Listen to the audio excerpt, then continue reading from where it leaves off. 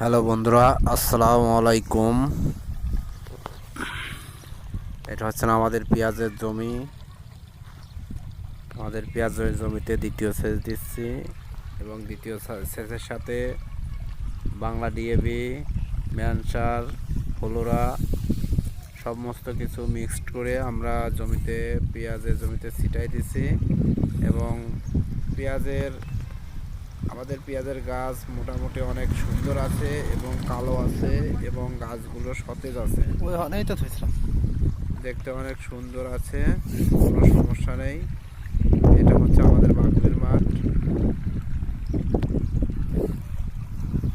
এই দ্বিতীয় সেচ যাওয়ার পরে জমিগুলো জো আসলে আমরা পরে জোন নিয়ে কোবাই দেব এবং কিছু পরিমাণ সার দিয়ে দেবো। আর সবাই ভিডিওটা শেয়ার করবেন এবং লাইক এবং কমেন্ট করে দেবেন।